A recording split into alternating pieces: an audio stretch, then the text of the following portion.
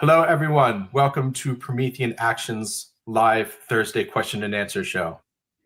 Joined by the lovely Susan Kokinda and Barbara Boyd. Thank you, everyone, for tuning in from YouTube and from X.com. As you come into the chat, please drop us a like. We'd really appreciate that. And on X.com, please give us a share. All right, so today's show is called State of the Union, Cartels, Royals, and the Courts in Chaos. Yesterday, Susan and I did a short, it was about an hour or so discussion on the show on the State of the Union yesterday. But today we're going to be discussing some larger issues, including the tariff ruling. We've got a bunch of questions on that. We have stuff about Susie Wiles, of course. We got stuff about why aren't people thrown in jail? When are we going to see arrests? How to rebuild the economy when the social fabric is destroyed by DEI. That's going to be an interesting one. All right. So I'd like to open the show up to Barbara and Susan. What are we discussing today? I think everybody saw the State of the Union, which was a brilliant masterstroke by the president to say, to say that he knows the American people, to say that he knows how to do showmanship, to say that he knows how to put the Democrats in their place, which is what he did, is really not addressing the fundamental issue which we've got in terms of the midterms right now. We still are, we may have overcome in that particular broadcast the actual pessimism which has been inculcated into the entire base by these cyber operations over the last 6 months. And I think he turned the table on that. But you still have a lot of, nincompoops, and I'll just call it that, in the independent category, who are active voters for the midterms. And you still have, a lot of rethinking by the Democrats of how they can actually take Trump's message on the economy and use it, from the standpoint of how they're going to campaign. They know that everybody out there is angry and upset about economics. The president's total reorganization of the world is going to take a little bit of time when you actually think through where we were and where we got to go. And 1 year, he's accomplished so much. And, the cure for the pessimism is constant optimism, thinking about how is this the best of all possible worlds? And if it's not, how do we make it such? And that's what we're trying to do here, because we're convinced that the way you turn this thing around is not by constantly calling out, whatever position is taken, which might not occur to you as part of yours. It's how do you actually solve the problem of the restructuring which is taking place, and all of the deficits which have been created by this dark age, which is really what we've been living in, which we're coming out of. So I think that's the context for really proceeding forward forward with kind of a Gideon's army, if you will, of citizens out there who are picking up the torch and saying, I can be part of this, and we're changing the universe, really, which is what we're doing. It's my cup of tea, and I want to be active, and I want to win the midterms overwhelmingly, not the current tight forecast, which is going on. So that's how I'd open. I think the cudgel is now in our hands after this enormous gift which the president gave us on Tuesday. Yeah, and I'll just add, I'll repeat something I did say yesterday, but I think it's well worth emphasizing. The way that President Trump located where we are in the sweep of history, and the fact that this is the 250th year of our Declaration of Independence from the British Empire. I think one of the reasons people gravitate toward our channel is precisely because we are locating this fight in the larger historical sweep, which is the only way you can win it. It's the only way you can understand it, let alone win it. And I think then the challenge is, and this is what we'll be discussing, I'm sure, in the context of many of the questions that come in, is how do you bring that historical reality, that enormous historical responsibility which is really what it is. It's an enormous responsibility. You know, when you think of what the president said in terms of only 100 years between the death of Jefferson and the birth of the two, 100-year-olds that were in the visitors gallery, you know, you do feel the enormous weight of history when you think about that. But how do you then bring that to bear in this fight? And of course, the midterms are going to be a critical nodal point. I mean, honestly, if you think about how our nation hung by a thread in the Civil War, you know, and a couple of critical decisions by individuals, like, you know, the Battle of Little Round Top at Gettysburg, and, you know, other things where the fate of a nation, you know, rested on the decisions that people made.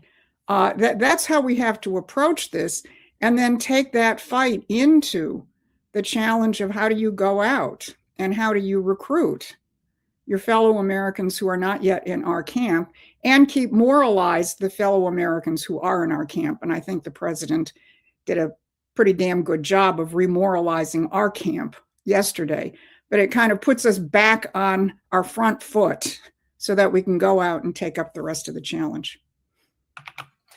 Thank you, Susan. I want to give a few quick shout outs. First, thank you, Paul, for joining us. Thank you, Melody. Thank you for joining us and being the cop in the chat there. We appreciate it. Okay. Also, thank you from David Grace. Please, Susan, can you talk us through the gotcha moments from the State of the Union speech when the Dems were sat looking like fools? Let me say one thing. One of the things we forgot to mention, probably the most important thing like that yesterday, when the State of the Union, is when Trump called out Nancy Pelosi. We really should have spent a little bit more time on that. That was really like a massive political moment of the year. That was truly like a dagger in the heart, really. But he then, as Adam said yesterday, the Forbes coverage was much more dynamic, because they were looking for the gotcha moment. Their cameraman was looking for the gotcha moments, and he found them.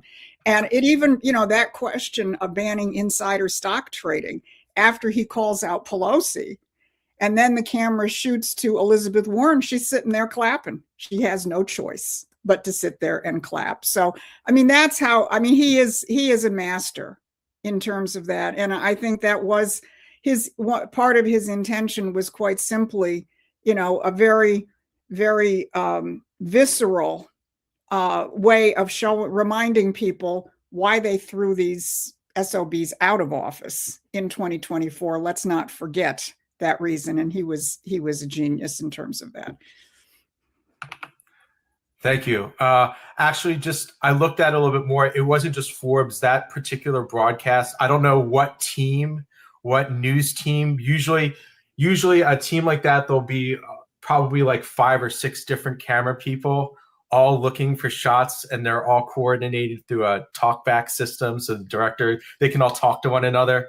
So yeah, whatever team produced that, they really did a good job. They really did. Okay, we also have a few more people I'd like to say thank you to. Thank you for joining us, BSV. The 2026 State of the Union was the best I've ever seen, and it was late last week because I was in the middle of filing for my U.S. citizenship after being a permanent resident for 28 years. Can't wait to vote for the very first time. Welcome, BSV Maximus. Congratulations. I saw my mom become a naturalized citizen in Philadelphia. So welcome to the United States. And it's going to be awesome. You're going to get to cast your first vote for Trump. That's going to be pretty amazing. Thank you for joining us. And PGEC, thank you for joining us again. President Trump did a wonderful job at the State of the Union speech. Couldn't agree more. Couldn't agree more. Thank you for joining us. And before I take the next question, I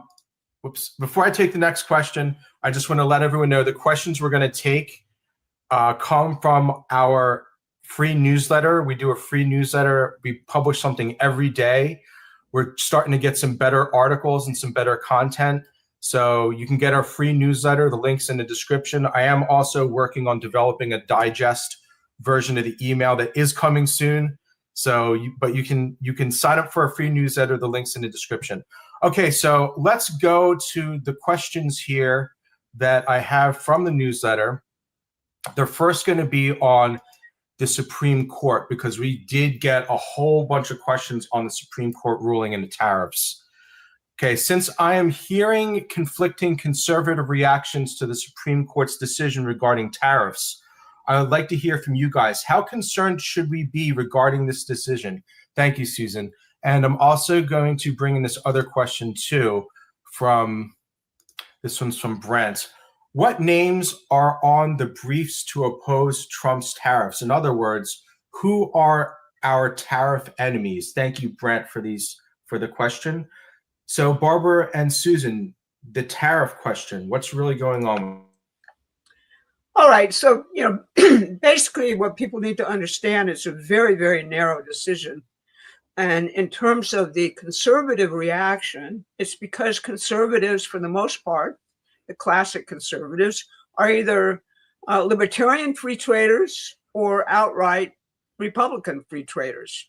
The names on the briefs, which are probably most important, what I did is I did a whole video whenever it was, I think Monday, which actually dealt with the amicus briefs filed, which is, in the Supreme Court, you can file a friend of the court brief to give your position if you're an organization. And on the pro-tariff side, it was, basically a few amicus briefs. On the other side was a whole lineup of our enemies exposing themselves, chief of which is the United States Chamber of Commerce. And as I pointed out there, the United States Chamber of Commerce, you'd think, I got a local Chamber of Commerce. It's like all the businesses in my community, they get together and talk, and how can they make the entire thing work better? That's not the U.S. Chamber of Commerce. It used to be that. It used to be every single local Chamber of Commerce, and that used to be the national organization. Beginning in the early 80s, it shifted to become the foremost outsourcing multinational representative in the United States. And it's the one organization which has led the lobbying in Congress for every single part of the free trade destructive agenda. In other words, who actually led the lobbying for the WTO? Who led the lobbying for most favored nation status for China? Who led the lobbying to outsource and make things comfortable for American corporations outsourcing the entire industrial supply chain to China? Who set up in China to actually facilitate all of that? It's the United States Chamber of Commerce, which is nominally a Republican Party organization. And you could say that Mitch McConnell, that entire crew in the Senate, lived off the largesse of the United States Chamber of Commerce for all of these years. That's what the president is fighting through his reimposition of the American system and his reimposition of tariffs. He went so far, of course, in the speech to talk about actually doing replacement of the income tax, which under McKinley and his tariff policy was a real probability. They made so much money in terms of the United States investments coming in from foreign countries that there was no income tax at that point in time. We funded everything through tariffs. This is something that is not understood enough. What is a tariff? Why are we doing it? The Democratic Party and U.S. Chamber of Commerce line is it's a tax and you're paying for it in the current inflation. That's the bill of goods which they sold to the American people. And even the Supreme Court, the majority decision said it's a tax. That's nonsense. It doesn't understand what a tariff is. A tariff is protecting our native industries from, the kind of crap we've experienced where if I want to have a plant in the United States, I can't do it because the price is so low of goods coming in from other countries that I can't afford to do it in my economy. That's what tariffs are intended to compensate for. It's getting rid of that kind of nonsense, bringing in a supply chain home, saying we're going to pay our labor a more than living wage because we believe something different than money controls the economy. We believe, and that's what's at the heart of the American system of economics, that human creativity is what makes for economic growth. That human creativity is what we have to foster. And everything is centered on doing that through the tariff policy. But it's not understood because nobody even understands the American system of economics except for the Trump administration right now. You know, Jameson Greer laid it out right in the heart of Davos and told them, we're going back to Hamilton. We're going back to Henry Carey. We're going back to all the people who actually had this system, which worked, versus your system, which, you know, basically is a bunch of looting, which crashes, you know, about every 6 years. And that's basically the difference between the two systems. So I'm not that concerned about the decision because there's lots of other authorities in place, as Trump has emphasized. And if he wants to actually be really tough on some foreign person who is actually flooding the country with goods, he can simply embargo anything coming from that country. But tariffs are a much better tool in the toolbox to actually use. Yeah, I'll just point out, I mean, he and his team have made the point. The Supreme Court affirmed that you can use embargoes, you know, which is a much blunter instrument. So, you know, on the face of it, the decision that you can't use tariffs, but you can use embargoes is pretty ridiculous. I would just make one other point, because I think in a certain sense, it's given us a great gift, that it is, you know, separating the men from the boys, or in this case, it's separating the Americans from the British free traders. Because for most of the last 100 or so years, this question of the American system, where the government positively intervenes on behalf of its people and its producers, has not been part of our political lexicon. It's been this phony binary choice of big government socialism versus free market capitalism. And nowhere in there was the American system. So you had a whole lot of people like the Chamber of Commerce, like the Cato Institute, which was one of the other groups filing a brief against the president, masquerading as conservatives. And you could do that because the whole conservative label was everybody who wasn't a socialist, which is probably most people. But of course, that then just herded you right into the British free trade camp, whether you were even conscious of it or not. This fight over tariffs, this Supreme Court decision, is really putting out there before the American population that there is something different. And of course, we are, you know, we've led the charge in terms of reviving its real title, the American system. Jameson Greer took up the cudgel, as Barbara said, at Davos. Secretary Bessent, the day of the Supreme Court decision, was speaking in Dallas. And he said our policy, our early policy was Alexander Hamilton, tariffs, internal improvements, public credit. He said all those things, and it still is. So you have an administration which is beginning to much, much more aggressively bring the American people into what it is they are really doing. So that's how I'll leave it. There might have been a few more questions on this, Adam, which asked about the specific impact of it. I don't know if you want to take those because we can deal with that quickly.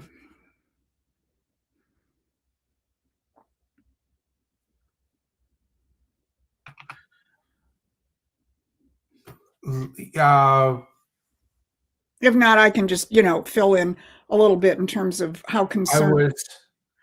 It's just people. Okay, so we could do like this question. There were specific questions in terms of what is the, you know, how is he going to now pivot? I mean, you know, this is a question, you know, more from the standpoint of the political side of it. I don't think we're going to arrest people because they make the wrong decisions at this stage of the game. We got to educate the American people.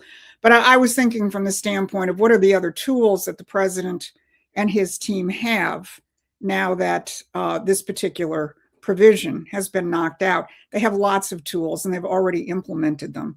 The reason they used that one is it gave them the greatest flexibility to move, to bring countries to the negotiating table. And what Bessent and the other members of the administration have said is they've immediately pivoted to other provisions in other laws, which allow them to make these kinds of, put these tariffs on for some period of time. I think it's 3 months. on an emergency basis. And then if they still need them, they'll just extend the emergency basis. So the net effect of this is this administration has said all of the countries are at the negotiating table right now.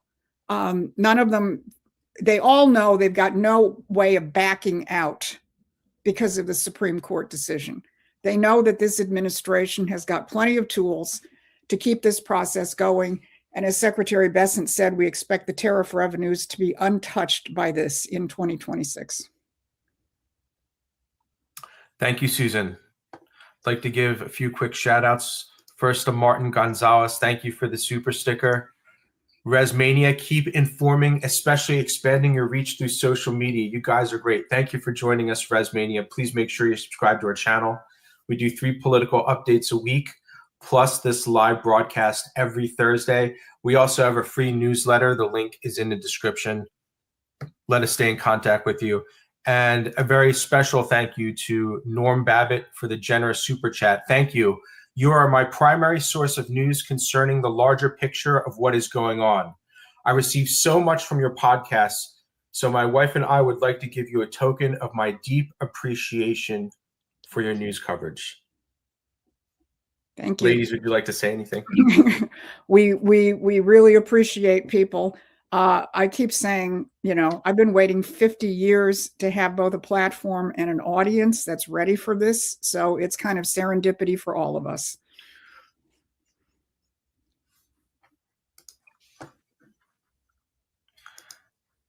Okay. Thank you, Norm, for the support.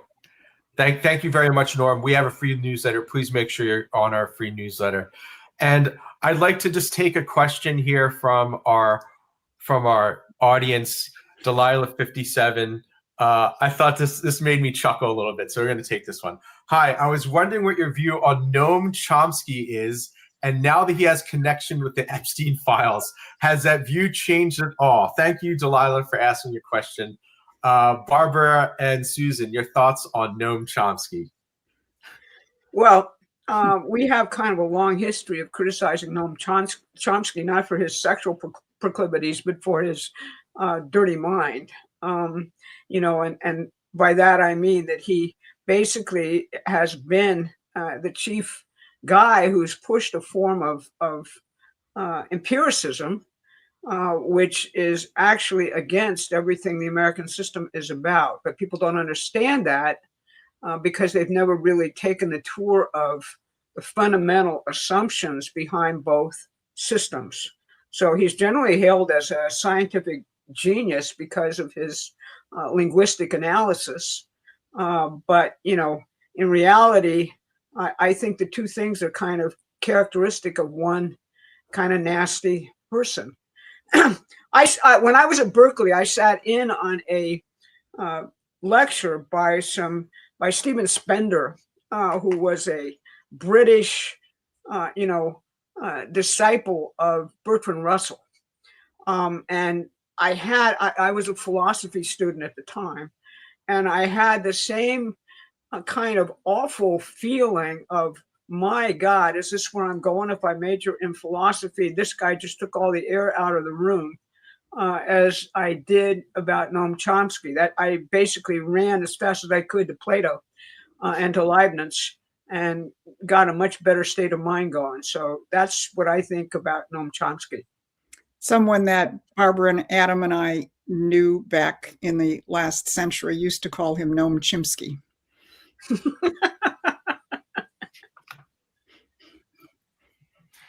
Yeah, Lyndon, I don't think Lyndon would approve of what linguistics got used for in LLMs, but thank you, Barbara and Susan, for your thoughts and comments. Okay, we're going to go back to some more questions from our newsletter here. Okay, let me go to number 10. Okay, I know this is an unfair question, but it is a relevant one. I think a big part of what Trump needs to show America is economic growth. Factories are getting built, but they don't go up overnight. This rebuilding takes time. How much longer do you think it will take until we see it throughout the economy? I am almost unemployed for 1 year in the white collar job market, and being 53 white male doesn't help. Applying for jobs I did 25 years ago and getting nowhere fast. Yeah, I think a lot of people feel the same way. Even people that are 30 years younger than you are applying to jobs and not getting anywhere. I agree what Trump is doing is right, but we need to see and feel the growth. Do you think 3 to 6 months more? Do you think this will happen before the midterms so people can say, yes, this is working? Thank you, Rob, for the comment and question. Yeah, that's a very insightful comment. Thank you, Rob. Look, I think part of this is actually grappling with the structure of our economy, because I guarantee you, if you were in HVAC or construction or some kind of blue collar job, you probably would not be having a problem finding work right now. But our economy has not that it's completely spun up. I think your question, 3 to 6 months, I think probably in that domain. A lot of the construction started last year of new factories, as the president mentioned, I think in his State of the Union message, and he certainly mentioned it in Georgia. 70,000 new construction jobs. What is a construction job? You're constructing a new facility, which when it's finished is going to bring in a whole lot more people actually working permanently in the facility. So yeah, there is a certain kind of startup time involved in all of this, but there is a challenge that our economy has been completely distorted into a service sector economy, because we have penalized production. And what the president is doing, the forced march back to manufacturing is to address that and make the economy much more healthy. Now, does that mean there will no longer be white collar jobs? Of course not. If you look at something like an auto plant, an auto company like Ford, or any of the big three, they have a huge support staff at their headquarters. They have engineers, they have accountants, they have marketing, they have, logistics, all the kinds of things that are white collar jobs. But they have a whole lot more people out there on the assembly lines actually producing the cars. So shifting to a manufacturing economy is not going to eliminate white collar jobs. But I think, people are going to have, especially the younger people coming into the workforce, need to really think thoroughly through and have the confidence that this change in the direction of the economy is going to be durable, which gets to our midterm fight, which we'll get to, so that as they train themselves, as they look for what do I want to do with my life, they're going to be looking more and more to these productive sectors of the economy or white collar jobs which are adjacent to the productive sector of the economy. That doesn't, nullify what you're saying. There are people who are, in a very challenging situation right now as this situation changes, which is why I, open this discussion today with, we have to put ourselves and more people on the stage of history.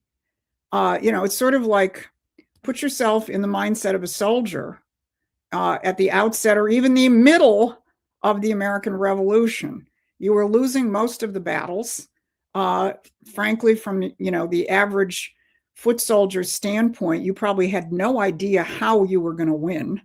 Washington may have had an idea, but, the guy on the ground just saw the mud, the cold, the ice, the losing, and so on. And yet they stuck with it. Why? Because they knew they were on a mission for mankind. And I just think that, yes, we will try and message as much as we can the economic impact of what the president is doing and what that means coming to you. One thing I would add, it also depends on what your state you're in. If you're in North Carolina, if you're in Georgia, if you're in Alabama, you're probably feeling it a whole lot more than people who are trapped in blue states like I am, like Michigan, where there's almost nothing going on. I mean, except for reviving some of the auto industry. There's still a lot of dislocation because of the supply chains, because of the tariffs. It is causing layoffs. It is causing, a lot of economic angst. There's obviously dislocation because our idiot car companies went all in on EVs, and that's now shut down. So they got to pivot. That's causing dislocations and so on. So, there is a lot of economic angst out there, which is real. And you can't wave your hands and say that it isn't. And as much as possible, we'll communicate what's coming and what's in the pipeline.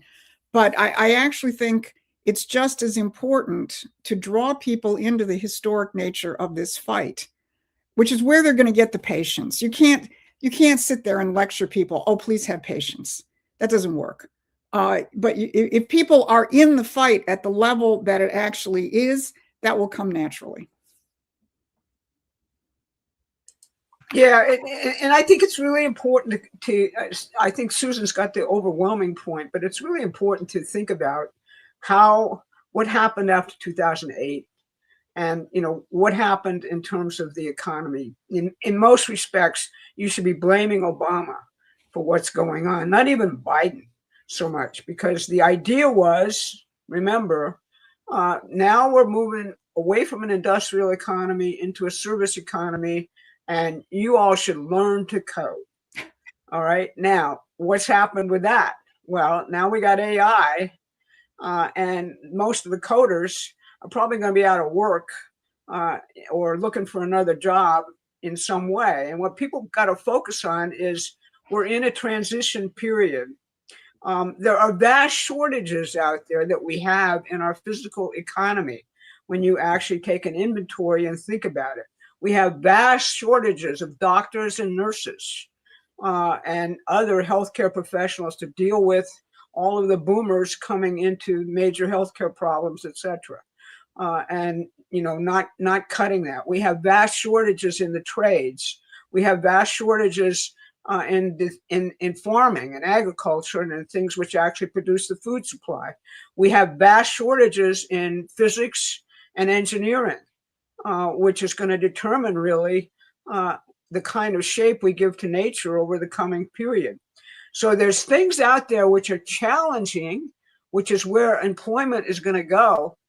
But if you're still stuck in Barack Obama's economy, which is essentially what Joe Biden had and worse, you're on a train to nowhere, unfortunately, and you're going to have to retool, so to speak, just like the economy is being retooled at this point. That's a hard message to get across to people, but there's really shortages in the things we really need to be doing, not people on Wall Street, not people actually shuffling papers, not insurance executives, not all of that other white-collar crap, which is at the heart of the Democratic Party at this point. That's part of why they're so freaked out, because the rule of professionals is actually going out the window. Most law firms, for example, are going to be doing big layoffs because I can write briefs using AI. So that's essentially what I think is the transition. And in order to get through it, people got to take history in their teeth and put themselves literally in the shoes of the founders, because we are in a revolution. And that's what Trump has instigated, and it couldn't have come sooner. Thank you very much, Barbara. I'd like to give a quick shout out here to another very generous super chat. Thank you, Anne in Rhode Island, I think. Thank you very much, Anne. I'm so grateful to have come across this channel. You are also well informed and knowledgeable. I normally watch Rumble. Every day, I thank God he woke me up to this amazing time in history. Me too, actually. Yes, I try to repeat that every morning when I wake up, because we're all very blessed. This is an amazing part of American history. What a time to be alive. Thank you for all you do. Thank you for joining us, Anne. Thank you so much. Rumble, okay. Rumble still has a bug. My videos, the ones that I produce, don't play back properly on my MacBook. And I've had another person say this to me. So that's how I got on this bug. I am still waiting for Rumble to get back. I'm kind of pissed at Rumble. I try to upload. That's why I'm not broadcasting them live yet. Until they fix this bug on Mac OS, I'm not broadcasting live. But I do post the videos over there. Thank you for joining us here on YouTube. And I'm going to take two questions here from the super chat. both on the question of economics. First, from Arizona report. Perhaps the U.S. could institute designated fast-track shipping ports with higher access fees for imports. Lower fee ports would be those with older infrastructure and further from markets. Sounds like a good idea to me. Yeah, I mean, the administration right now is trying to deal with things from the standpoint of the big picture. I was at an event the other day with some small businessmen, truckers, and others, and they're suggesting similar kinds of adjustments to how this administration is approaching things. Like they were explaining one particular person, again, this is Michigan based. They get their CNC work, their machine tool work in Canada, and until there's something comparable for the specifics that they need in the United States, they have to ship a product back and forth across the border 6 times to complete the product. They get tariffed 6 times. So yeah, that's killing them. So they suggested, all right, there needs to be some kind of exemption for people like this. You're proposing something of a slightly different nature, but I think once this system, and let's face it, with the Supreme Court decision, we're still in guerrilla warfare, actually getting this tariff regime fully built out. I think proposals like yours, will fit into the fine tuning of a full-fledged return to an American system. But it's the right idea where you want to benefit those who are productive, and encourage those who perhaps are less productive because they haven't done the investments to become more productive. It's exactly the right concept going forward.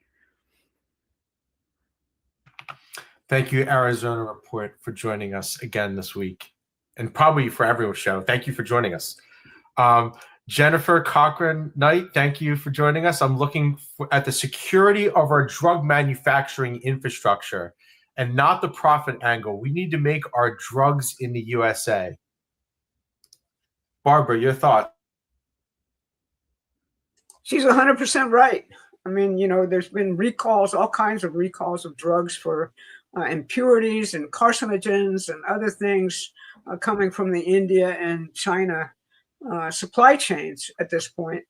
And the, overall attempt to get the most important drugs into kind of a drug, reservoir where, we're safe in terms of infectious diseases, in terms of all sorts of things, antibiotics, new antibiotics, this type of thing is critically important from a national security standpoint.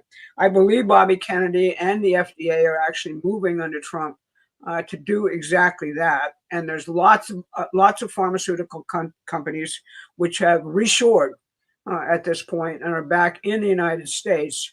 And I think we're in a pretty good beginning round of not being dependent on foreign drug makers for things which are life or death interventions. So it's a very good question, and I appreciate it.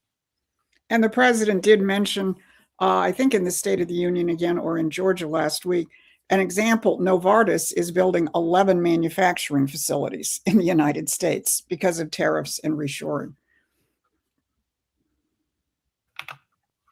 Thank you, Barbara and Susan. Okay, this next set of questions, I'm going to lead with this one from the super chat, but I think this reflects, I'm going to read all 3 of these questions together. Here's the first one. So thank you, Random Chance, for waiting here. Why isn't Bondi doing anything we can see to hold these corrupt people accountable? Then I'm going to read this one here. Perhaps you have addressed this before, but if not, share your thoughts, please, on Susie Wiles. And thank you, Noah, for this question. Does the president know he's being undermined from a few members of his cabinet? We get all kinds of questions like this from our audience. Barbara and Susan, your thoughts on this? Well, I can get a lot of clicks right now if I start going out and saying I think Pam Bondi is a sorority girl unqualified to be the Attorney General of the United States. I could get a ton of clicks for saying that. It's not, however, what I think is especially important or relevant to the present situation. I could get a lot of clicks on saying something about Susie Wiles, which a whole group of so-called grassroots people are saying. It's all based on this idea that somehow Trump is being subverted by his cabinet. And I think people should take a look at Tulsi Gabbard's website on Tulsi Gabbard's X account, because she has a picture of that cabinet shortly before the State of the Union in the Capitol with their arms around one another, united in prayer to God about the future of the country. Think about that. Take a look at Tulsi Gabbard's X account and you'll see that very dramatic picture. Now, concerning the legal system, people are hung up on it, and I'll be very straightforward. You've got a situation where you have a judiciary which is in revolt. The Supreme Court has disciplined them a little bit, and the Justice Department has been spending a lot of time essentially dealing with the lower federal courts who keep doing completely outside the law things with Trump's policies and programs, particularly on immigration, but on just about every other aspect of what he's trying to do. So you've got a situation where if you're talking about the crimes committed by the DC crowd under Biden, you've got to deal with the federal rules of criminal and civil procedure in dealing with them realistically from a legal standpoint. That means you've got to bring a case in Washington, D.C. or Alexandria, Virginia at best. All right. Either one of those two jurisdictions at this point in the war are poison. It's the equivalent of telling Abraham Lincoln that you should bring a legal case in Charlotte, North Carolina during the Civil War. It really isn't going to work, and it's been tried. Basically what happened is you have grand juries in Alexandria, Virginia, refusing to indict. You have judges in several of these jurisdictions actually saying that Trump's appointees to be the U.S. attorney, i.e. the people bringing criminal cases, can't be the U.S. attorney, that the judges should pick the U.S. attorney. That's our situation in terms of the legal system. Are there things going on to go around that? You bet. I personally am putting a lot of hope in the grand jury, which is pleasantly going on in Fort Pierce, Florida, around Russiagate. And I think there will be indictments coming out of that grand jury. The reason why it can happen there is because of the raid on Mar-a-Lago, which gives the Justice Department jurisdiction there for crimes which otherwise occurred in Washington, D.C. So that's the story on why Pam Bondi isn't doing a whole lot more to hold people accountable. She's tried, and she's come right up against that. Second, if you want a more powerful, Attorney General of the United States, you have to look at what happened when, Trump tried to nominate Matt Gaetz to be the U.S. attorney. The United States Senate, that bastion of present, covert Trump haters, along with genuine people, wouldn't even allow that nomination to come to the floor. So, you got to deal with reality here in terms of what we're doing and where we're going. And these people will be held accountable, and we will gain renewed momentum if we win the midterms by a substantive victory margin. That's what basically throws the entire enemy into retreat. Right now, they think they're going to win the midterms, and they've done a huge operation within the Trump base to convince people that this person or that person or that person is corrupt and they're controlling Trump. Nobody's controlling Trump. All right, get that out of your head. The very reason why they're trying to kill him is because nobody can control him. So all of that entire narrative goes out the window once you actually understand the actual situation. So I think that's the answer to that question. I think people are going to be held accountable, but there's just so much which we've got to do.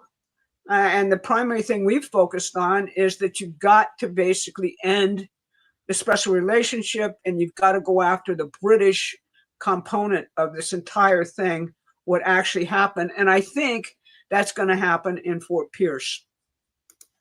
Yeah, I just want to take this question because we had a list that long, of similar questions, from our subscribers. What Barbara laid out, please take to heart. Most of the judiciary in these jurisdictions is in enemy hands. So the question really is, what are you doing about that? And the answer to that has to be the fight for the midterms, because part of the reason the judiciary is in enemy hands, we don't have U.S. attorneys getting appointed because they're being held up in the Congress. You've got still the big roadblock coming out of the Senate and elsewhere in terms of the president actually beginning to appoint. We're a year in, and he's barely been able to make a dent in the judiciary situation in these blue states, which is where these cases largely will be tried, with the exception of Florida, as Barbara just mentioned. So, I really, people have to just take a very deep breath. And I'm going to come back to the Revolutionary War, situation. Would be like somebody who chose not to enlist in the Revolutionary Army, sitting in their cabin saying, why haven't we won yet?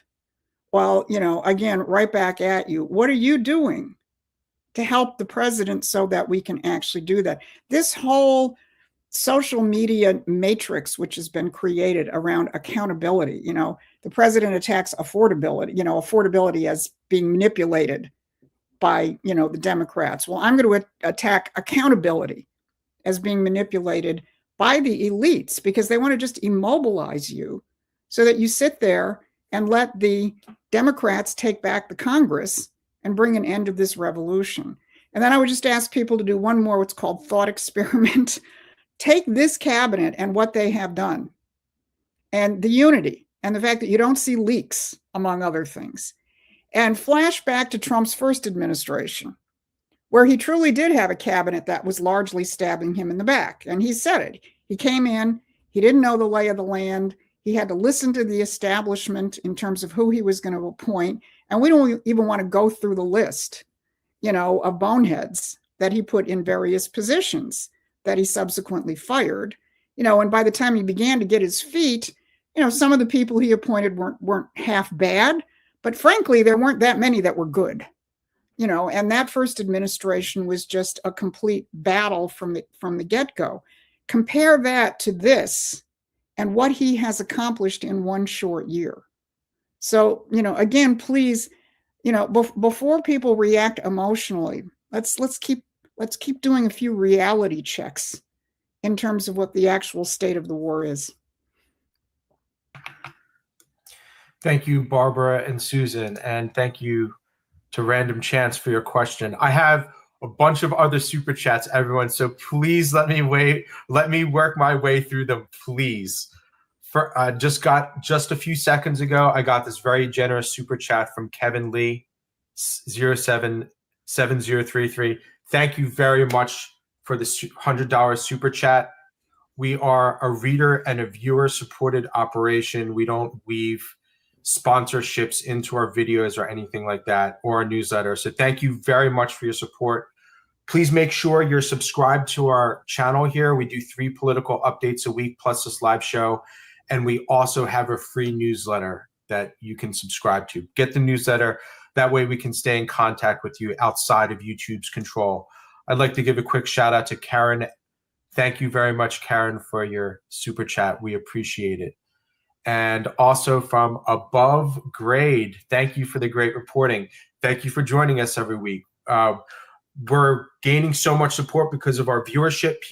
So many people out there are clipping our videos. Like, we're beginning to like realize the extent of how much our videos are getting on different platforms that we're not even on. So thank you, everyone. If you're in the chat, if you're on x.com and watching us over there, thank you so much for joining us and tuning in. And thank you, Above Grade, for your support. Okay, I wanted to take this next question, and I have some other questions here too. I will take them, but I thought this one was good because I wanted to continue on this tariff question. So thank you, Chef Wellness, for this question. Serious question. Is it economically realistic for the United States to eliminate the federal income taxes and fund the government primarily through tariffs? Oh, we need to figure this out. Yes, we need to figure this out. What would that actually look like in terms of revenue and impact on consumers? Barbara and Susan, your thoughts on this? Well, I think that's obviously where President Trump wants to go. One of our colleagues at Promethean, Ben Deniston, has his own YouTube channel called Promethean Science. And I believe his subject tomorrow, which people should look for, is going to be on how our economy has shifted over the past more than 100 years, since the time of McKinley's tariffs, from a producing economy where you had production here and, the support, the service sector down here. Well, that's been completely reversed over the past 100 years, so that your overhead far outpaces your actual production. Now, until you begin to shift that substantially, I don't think you're going to be quite where we would be to durably reduce the income tax. But that is obviously where the president is headed. And he doesn't float these ideas, out of the blue. He would like to do that.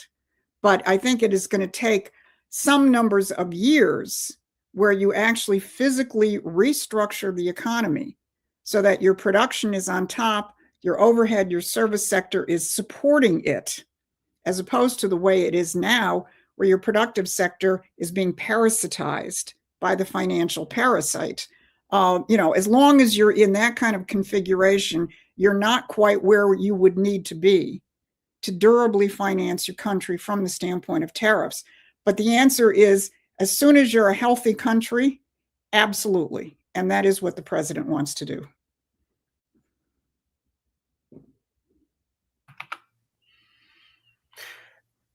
Any thoughts on this one, Barbara? Yeah, I think we're kind of we could be in a transition to this, where if enough people really understand the difference between a productive economy and a speculative economy, they'd be much more willing to tax those types of businesses which are truly speculative and give the producers massive tax breaks, which is a little bit what's in the big, beautiful bill in terms of really allowing people who are doing productive building a huge tax break. And I think that we might see an interim phase where you see something like that.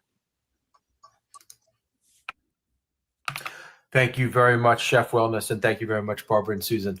Okay, what direction do you want to go next? I have international questions, national questions.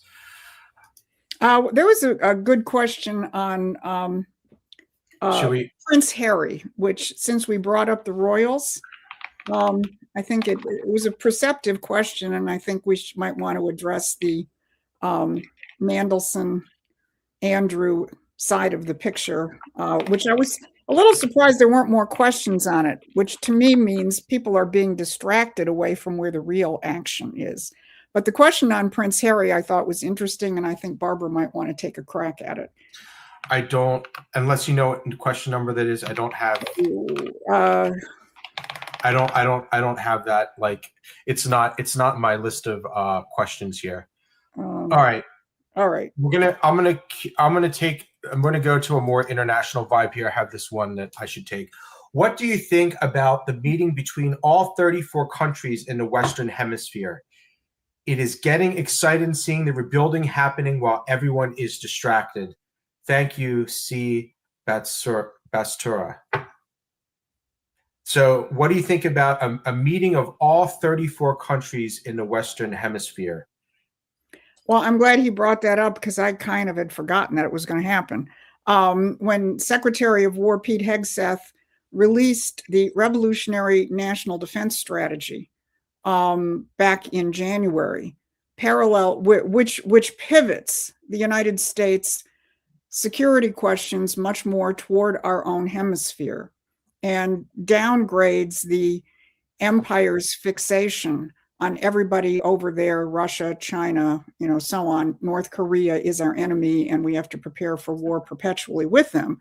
When they announced this pivot to the new national defense strategy, which is very much focused on the Western Hemisphere and very much grounded, just like the national security strategy was, in the fact that our security fundamentally rests in economic development, that, our security is not how many, Chinook helicopters and B-1 bombers we have. You got to have those. We've seen how they functioned recently.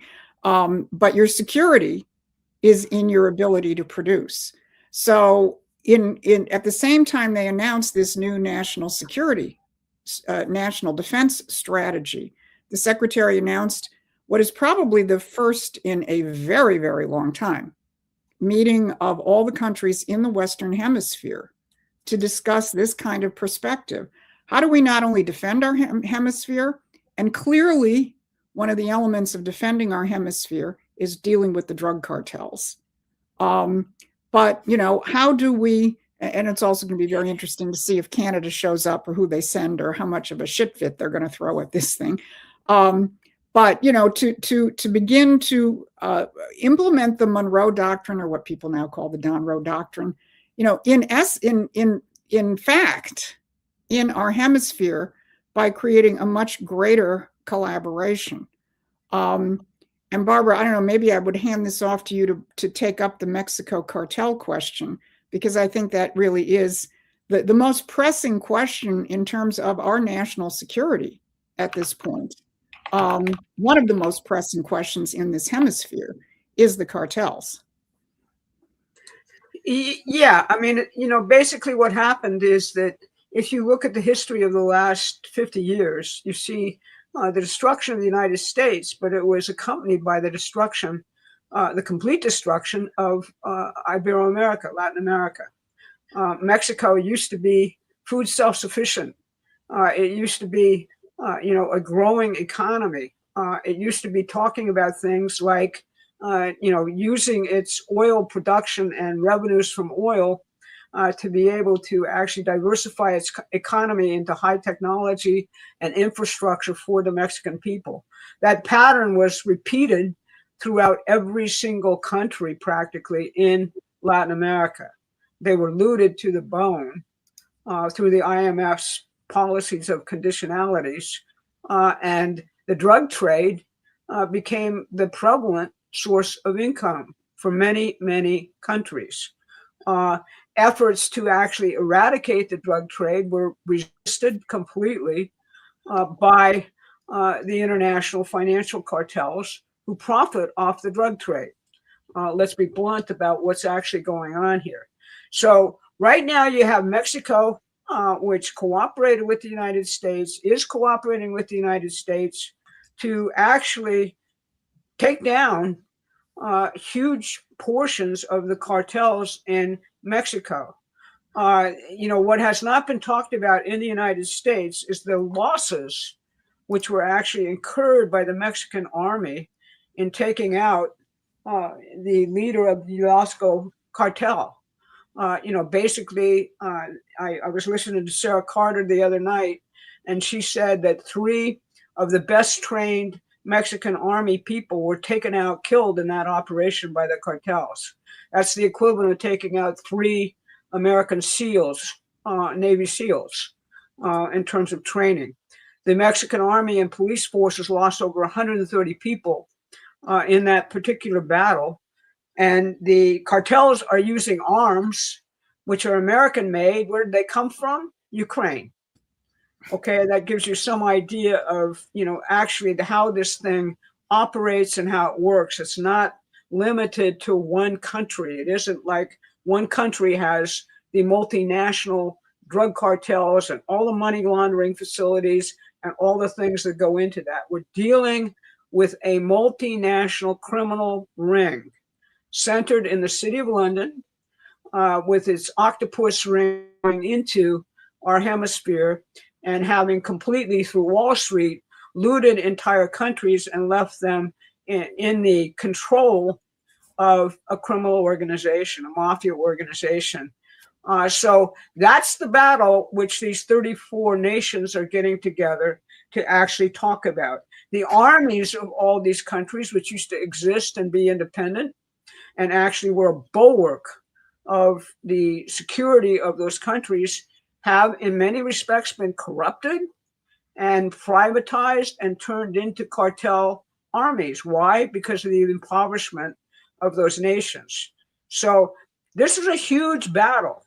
And right now, Trump has brought on significant portions of the Latin American leadership into this battle, including the president of Mexico, who faces, direct death for participating with the United States and taking out the cartels. It's a big battle.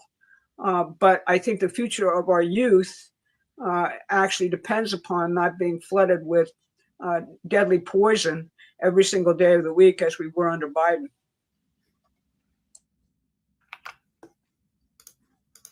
Thank you, Barbara. All right, next question I'm going to take is from a super chat. This is another question that we get all the time that it's important that we address and answer.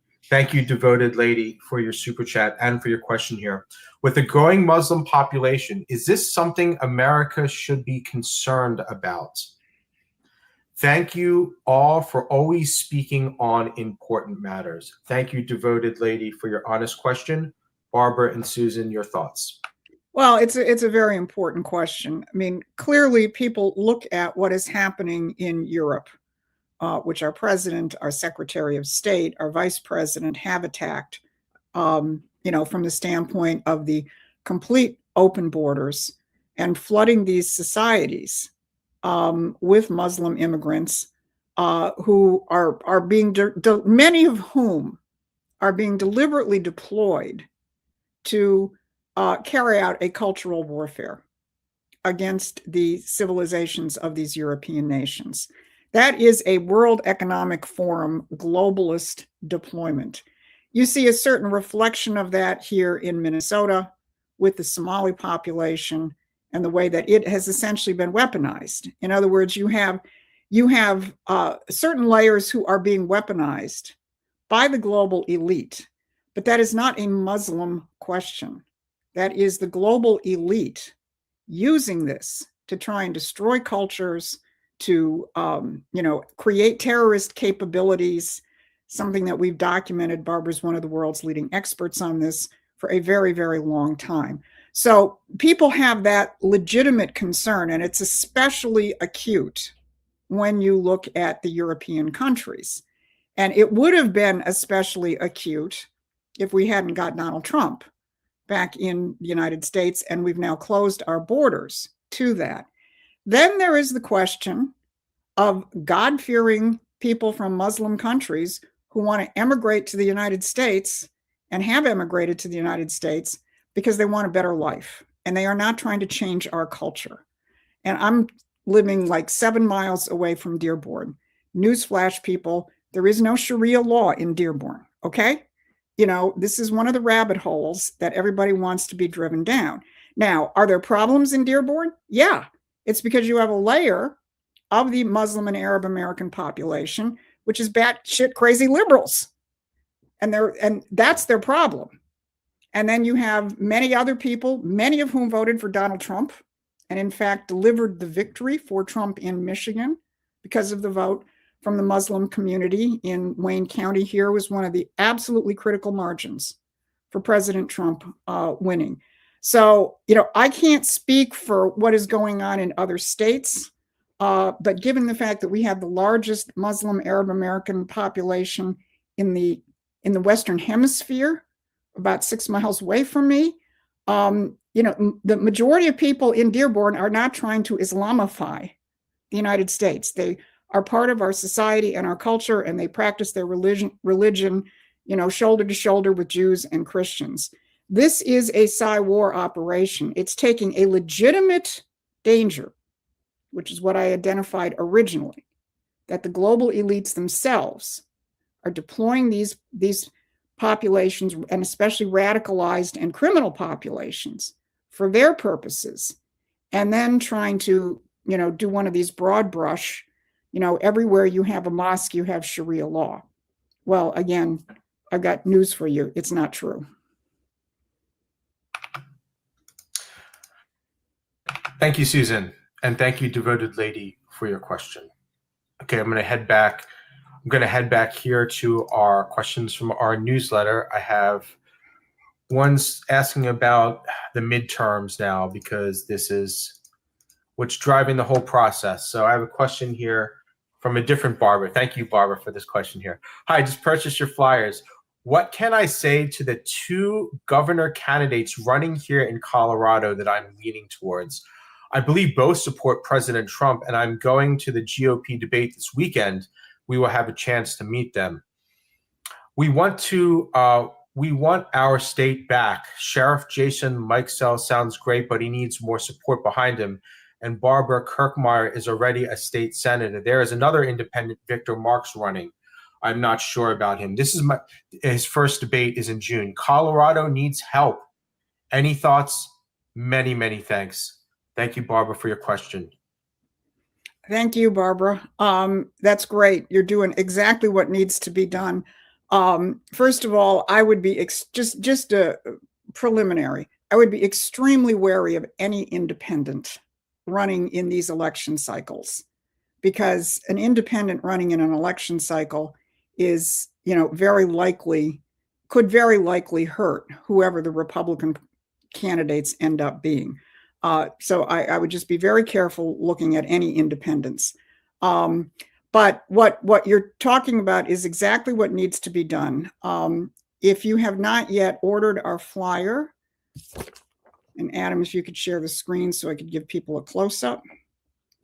This is our latest Promethean PAC flyer. Again, to remind or introduce people, we have two organizations. We have Promethean Action, which is our policy arm, and then we have our Political Action Committee, which is constituted under Federal Election Commission law to intervene directly into the political process.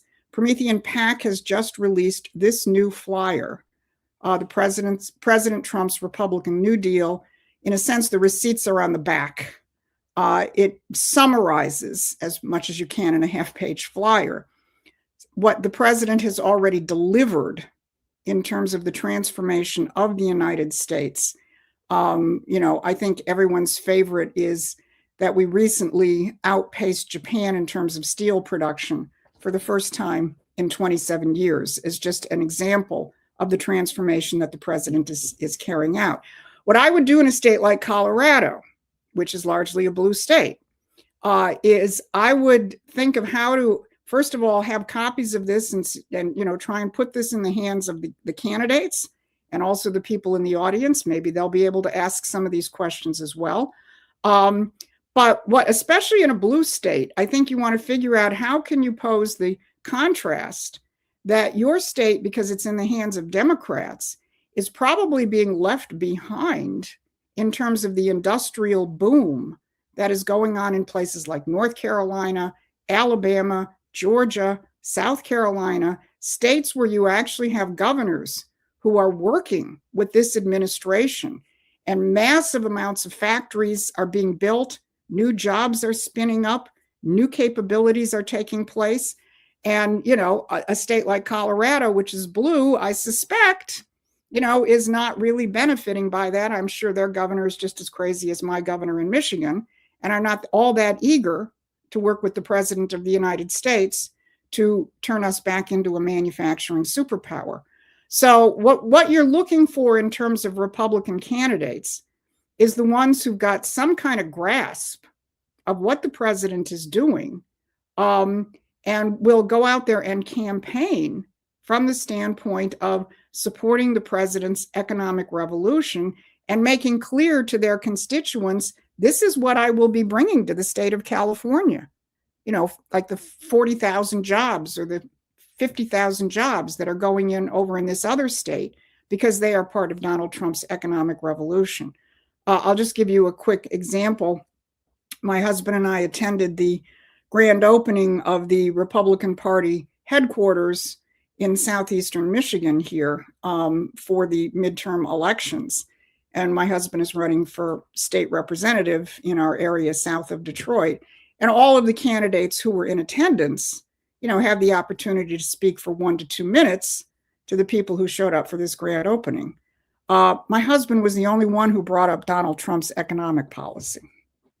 That's the problem that we have.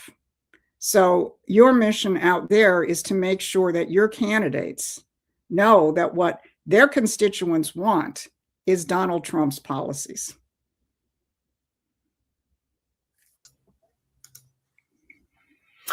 Thank you, Susan. Thank you, everyone in the chat. Thank you for tuning in. Please drop us a quick like if you haven't yet already.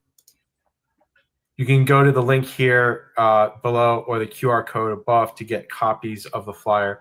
Barbara is the treasurer of Promethean PAC. Yes. Maybe you have a few thoughts about our current Promethean PAC campaign? Yeah, I mean, what we're doing right now is we're moving into midterm, what I call the midterm activation. We have concentrated up to this point on getting out to people, constantly reflecting on and amplifying Trump's economic program. Now we're getting down to brass tacks in terms of winning the midterms. That's going to be, our messaging here is going to be, I believe, absolutely key to that, because, you know, everybody's talking about the fact that how come I don't know about the president's program? Well, he's going to be out there doing a whole lot more. But if you look around at the social media influencers who should be the megaphones for what he's doing, all they're talking, most of them, frankly, the most popular ones, are off on other issues because they're not competent to talk about his economic program. I'll be blunt about it. They're competent to get you all riled up about, wedge social issues, but not really about economics. That's where we come in. And we'll be doing a whole lot more posting on the PAC about the state of the midterms and what the Democrats are actually doing, what their strategy is, and how to confront it. Adam, if you could, I want to pull up that video from, Tallarico down in Texas, which I sent over to you today, because I think it's important in terms of what the Democrats are actually planning for the midterms. The only minority destroying America is the billionaires.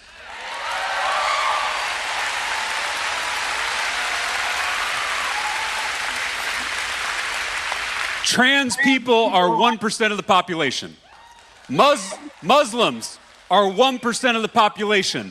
Undocumented people are 1% of the population. We are focused on the wrong 1%.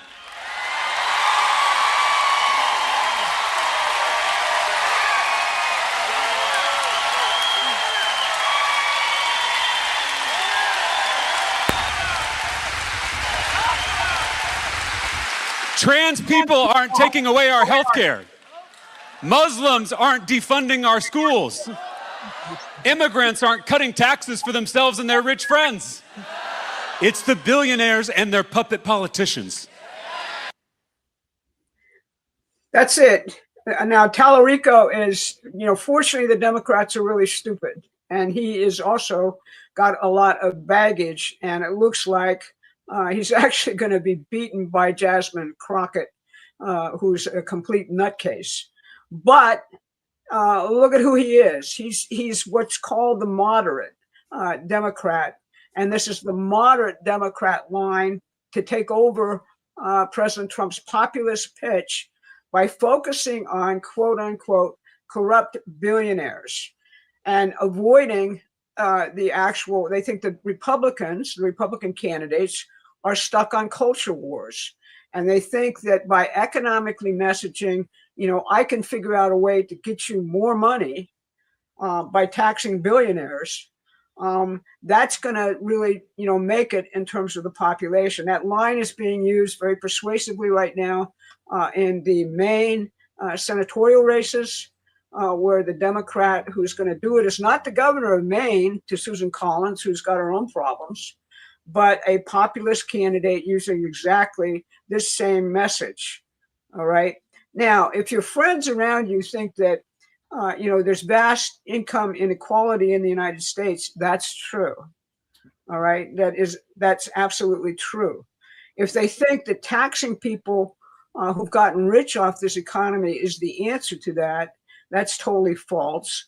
And what this campaign is really aimed at, including, I would assert, and, at some point I'll have to answer questions about this, I'm sure, but a lot of the Epstein coverage has been trying to basically make it about this, all right, as opposed to what it probably is about, which is much more on the British intelligence side of the operation than anything else. The Democrats, you see the Democrats sitting there in Congress with release the files as their fundamental message on the midterms, and yet it's Democrats who are essentially in the files, all right? So, Bill and Hillary Clinton are being deposed over the next 2 days in the House for their very interesting relationship to Jeffrey Epstein. So, the point of what I'm saying is this is a line which can sell if the population is truly angered and emotional, as opposed to being able to think through what the president is actually doing. And, it won't work without taking on the cultural questions in the right kind of way, just like we're doing right here. But if Republican candidates run on wedge cultural issues like Republicans in Texas are doing right now around Sharia law is going to be everywhere, and that's the issue, they're not answering the fundamental question which the population has, which is what's happening with the economy and how do I fit into the new economic perspective? And how does it actually work in terms of what were the policies, the cultural policies, which put the country in such horrible shape? The fundamental cultural policies were education. The fact that we're not really educating people, except in southern states like Mississippi, to actually read and be part of a 21st century economy. The whole immigration thing of bringing in tons and tons and tons of completely unskilled and low-skilled workers, because that's what you need in an economy which isn't functioning. And we're in a transition. We've got to transition people into productive jobs. That's difficult stuff. It's not the easy sell of this Elmer Gantry, who you just saw from Texas, revving people up. But it's a dangerous line of attack. Because people inherently think, oh, it's those rich people who are oppressing me. It's not really. I mean, there's a very perceptive piece in some of the Democratic literature, which I read for counterintelligence purposes today, saying you're not going to make it just on this message alone. You've got to basically deal with culture. And the reason why people, the people that they're ticked off about are not necessarily the billionaires. It's the professional class of lawyers and managers and all the people above that who the Democrats have actually made the base of the Democratic Party. Now, that gives you something interesting from the Republican side to actually explore in terms of Oppo and in terms of everything else, which we've got to do to bring the population into really, really turning out with passion for the midterms, even though many of the politicians who will be on the ballot from the Republican side, you got to hold your nose and actually say, I'm doing this because I understand that there's a dynamic here which is different than the name. So I probably opened more questions than I solved there, but that's sort of what I wanted to open up. Thank you, Barbara. Okay, next question is going to be from Jim. Again, on the midterms, I understand the big picture of isolating and cutting off the global elites. Love it. My biggest concern is the midterms. Even though Trump's boxing in of the Dems with the stand if you put Americans over illegal immigrants was a complete stroke of genius, I still don't think that that's the key message to move forward with the midterms. Trump still needs a lightning rod, and I think affordability is the single most important message. The country needs to feel and see that things are affordable now, and we don't want to go back to 9% inflation. Messaging around this is, in my mind, imperative. Your thoughts? Thank you, Jim. Yeah, Jim. No, I think you're absolutely right. And that's, Adam, let's go back to the flyer just because somebody had said they wanted to order it.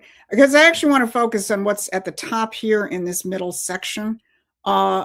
This is where I think we have to think through how to message this even more powerfully, because this is where Treasury Secretary Bessent said, the Democratic strategy has always been to compensate the loser. In other words, and that's how this billionaire stuff plays. You're a loser, you're a victim. The billionaires have all the money. We're going to take the money from the billionaires and we're going to give it to you. Rather than what Bessent says. He says, well, I don't think the lower 50% are losers. I think it's the system which hasn't worked, and we are going to fix the system. That has to be the core of what it is we're trying to get across, whether it's in those terms or not. But to bring people out of the victim, consumer, spectator mentality and, into what it actually means to be a productive human being, which was always at the center of the actual American identity throughout our history, except for maybe the past 40, 50 years where it's been under deliberate attack to rip us out of that and make us perpetual losers, where some, nice squishy Democrat is going to come compensate you while they transition your kid to another sex, or they flood your streets with drugs, or they get us into an endless war where your kids are going to end up dead, as we have seen so much of in the past several decades. So I think the challenge, and I think that questioner is absolutely right, the challenge is, how do we get this across to people in an effective way? This is a first effort at it in terms of this flyer. And for the people who order it, we really want your feedback in terms of what you think could be improved, a different orientation, a completely different flyer, because, it is messaging. And the president is going to do what the president does. I mean, what the president does is and I think what he did with the State of the Union was so important. He remoralized his base. He got them back on track. And I'm sure he reminded some of the people who are not traditional Republican voters, but who had voted for him in 2024, who were getting a little squishy, just how bad the Democrats are, and remember why it was we voted them out of office. But I think in terms of this more precise messaging, it's very, very much up to us. And while I have the floor, I'm going to put the screen back up one more time. People probably wondered why that was up there. I want people to know on that same Promethean PAC website, where you can get the flyer, you can also sign up for our midterm boot camps. You'll see the tab up in the upper right-hand corner of the website. Every other Friday, and this week is one of the Fridays, we conduct a live discussion with activists around the country in terms of how can we intervene most effectively into these elections. These are very robust discussions. We've had candidates on talking about taking Trump's message into blue states and blue cities like Oakland, California, and getting a good response, and taking it into poor areas of Houston and getting a good response. So these are real working sessions. Number one, on what is the message we're trying to get out? And number two, putting people in touch with each other in various states, so that you can work out specific strategies and specific interventions, and help us collect specific intelligence in terms of the candidates, so that we can sort of sort them through, analyze, and perhaps help guide you in the direction of who's going to be the most viable candidates. So, the message, Barbara and my message today, as we continue our discussion, is get off the couch and get out there and be active. And your questions will probably reflect that going forward. Thank you, Susan. Thank you, everyone, for joining us. So glad you're here. I have so many more questions. If you submitted a question and I'm not asking it, I'm very sorry. We're not ignoring you on purpose. We had literally over 200 questions this week, and so many of them cover similar topics. So very sorry if we don't get to your question in advance. And if you want to subscribe to our free newsletter, the link is in the description. Okay. I'm going to continue here on this issue of the midterms, because we have some people that still think that the GOP is still not doing enough. I'm going to just take a few of these here. From the discussions I'm hearing, the midterms are going to be disastrous for the GOP. What are your suggestions to help Americans vote Republican? And I'm going to take this other one here. Thank you, Bridget, for the question. I'm going to take this one here. Thank you, Mike. I get the importance of the midterms. My concern is the fraud surrounding the election systems. How can we expect different outcomes without election reform? So we have the SAVE Act, but I was reading an article that says that the Republicans in the Senate are still not unified around it. So the GOP could still be disastrous. What should we tell people on this issue of the GOP and the Senate? It's crazy. Well, I mean, you're answering your own question in a certain way. Essentially, the problem we have is with the Republican Party in the Congress, and that is who's up for election, not Donald Trump. But Donald Trump's fate is actually tied to the midterms. If the Democrats take over, they've made it perfectly clear what they're going to do. If they win the Senate, they could actually successfully impeach him. So you're left with a strategic choice, like a general in battle. It's a series of bad choices. The grassroots, for the most part, across the country, the people who really support Trump heart and soul, don't yet have the means to actually effectively run for office for the most part.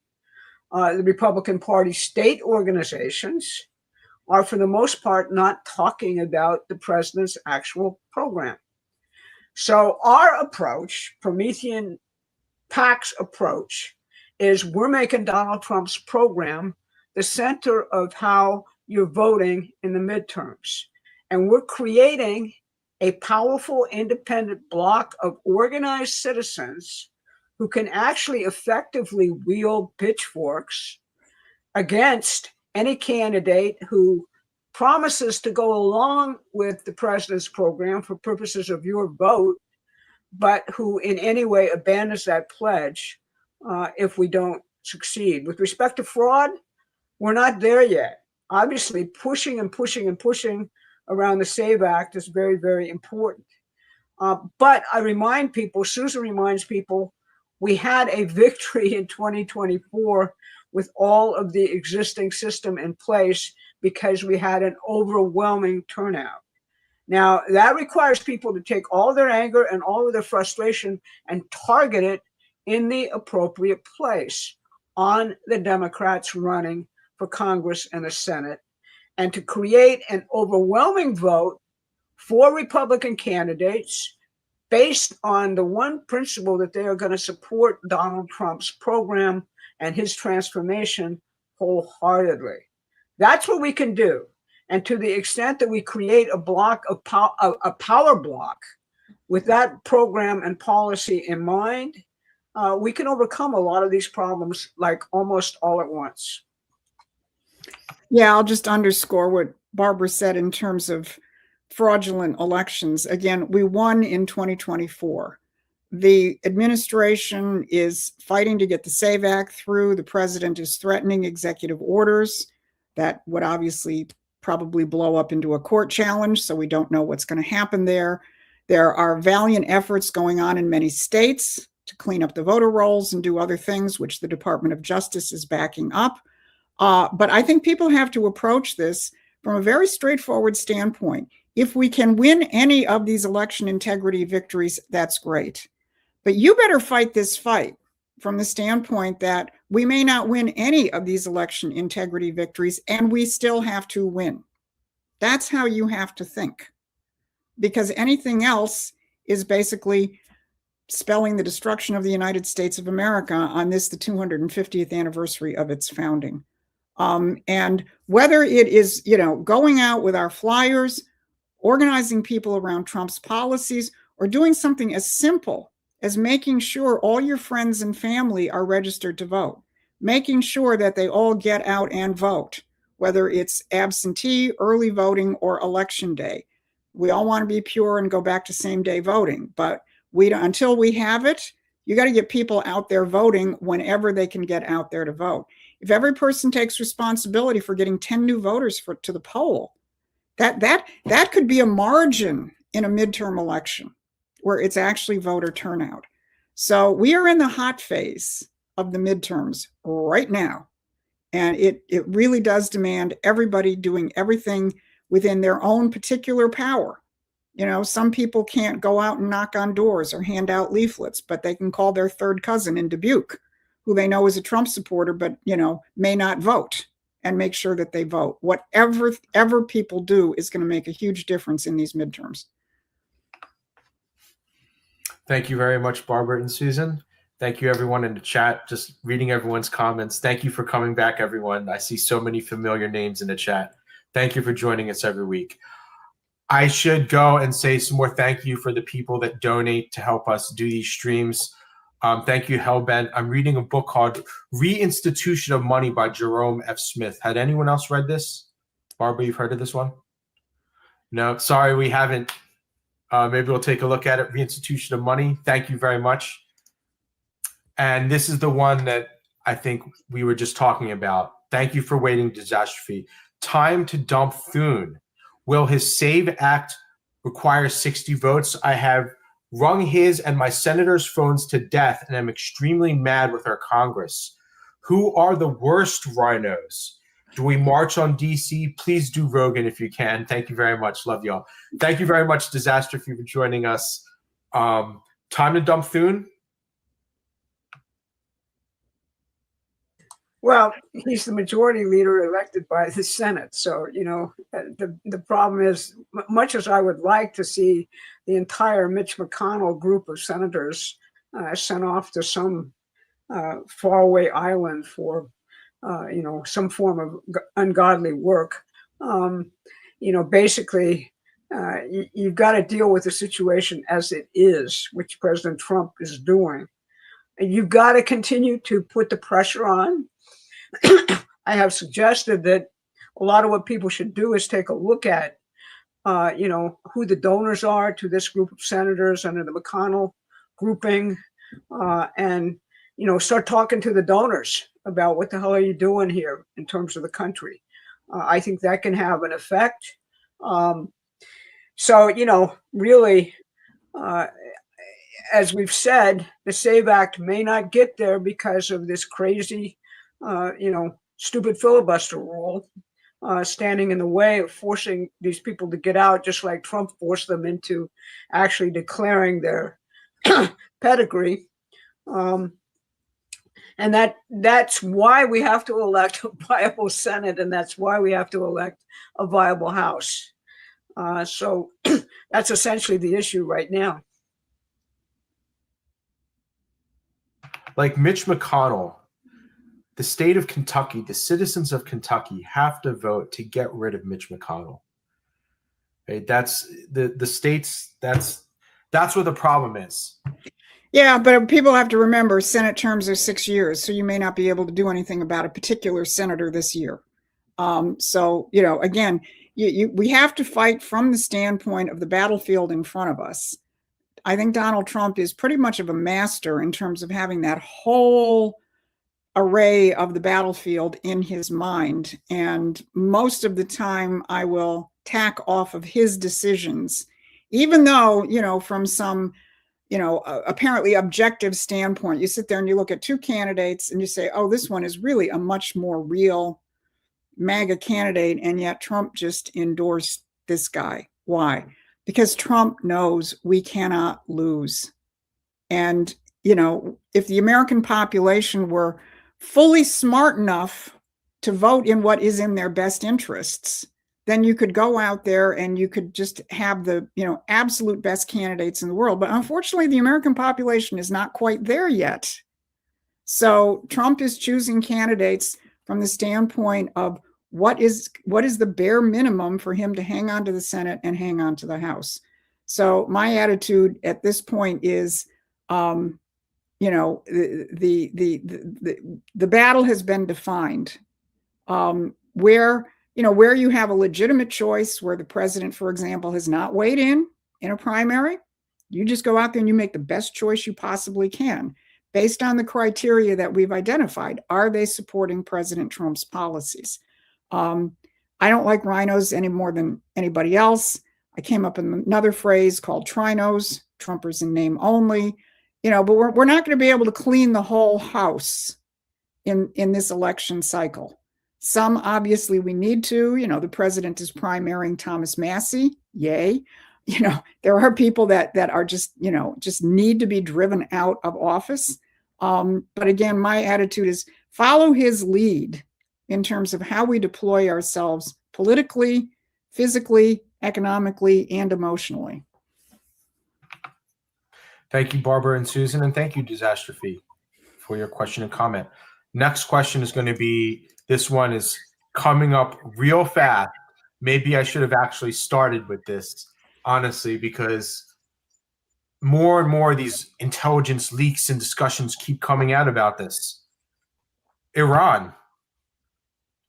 He seems to be getting close to operating outside of Article 1, Section 8, war powers in the Constitution. What is the president's strategy with Iran? Thank you, Matthew, for the question.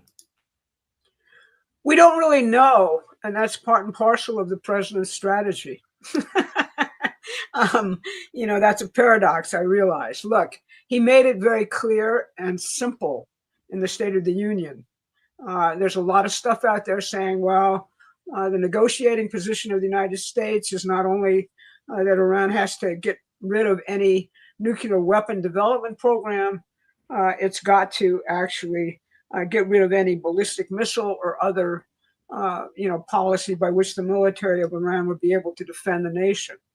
I don't know what's going to happen there. There are huge negotiations taking place today.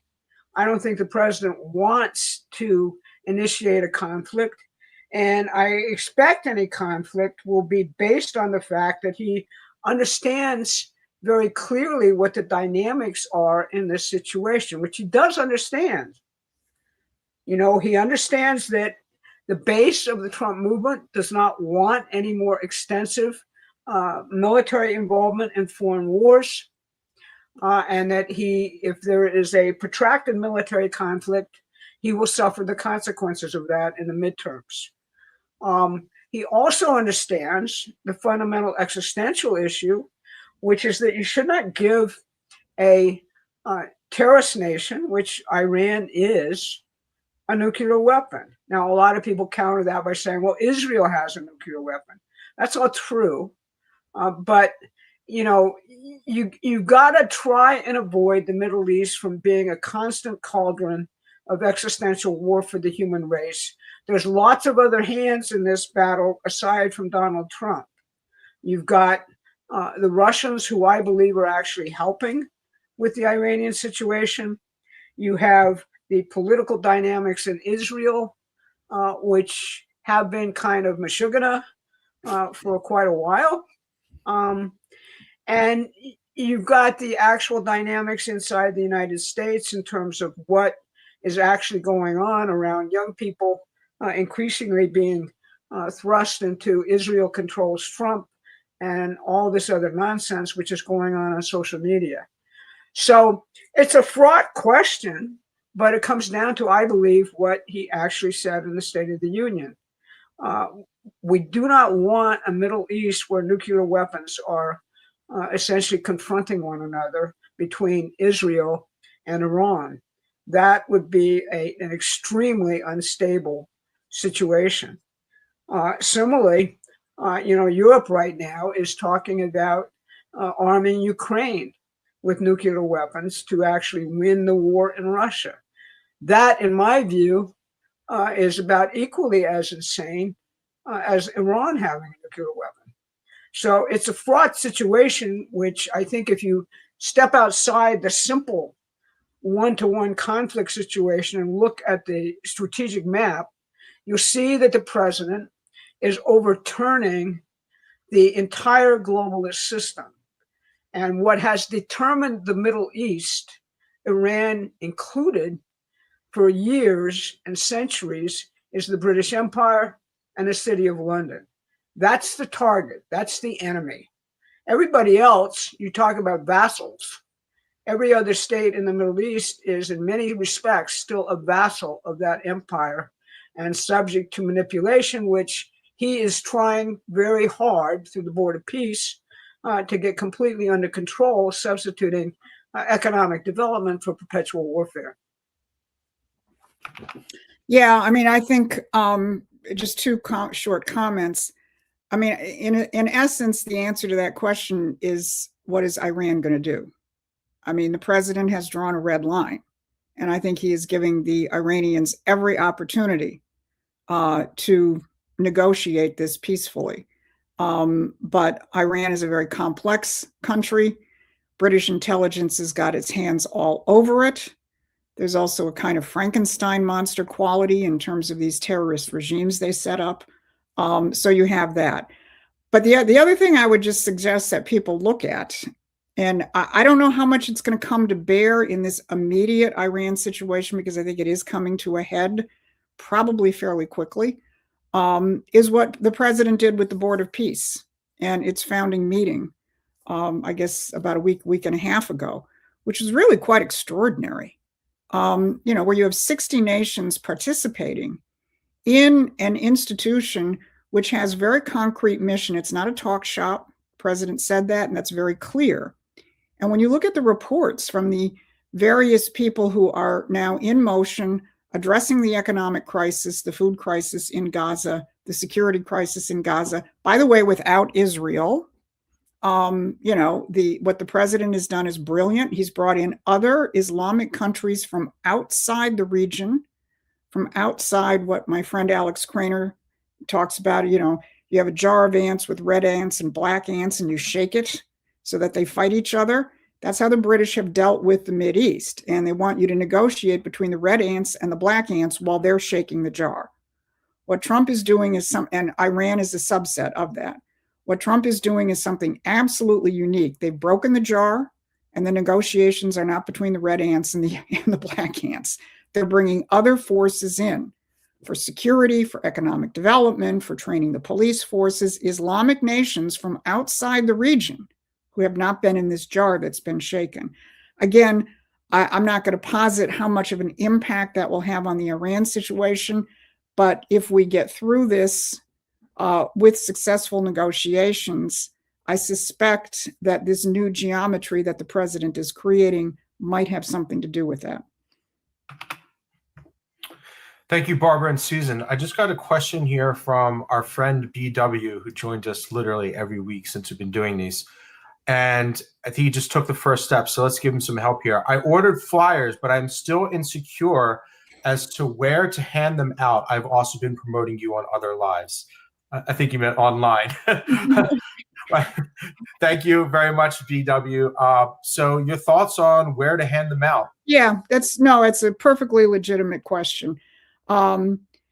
One of the easiest places to hand them out, and I think they will have a good impact, is find your local Patriot or Republican Party meetings, because there you've got a friendly audience, which probably will be very eager to get educated in terms of how to message President Trump's economic revolution.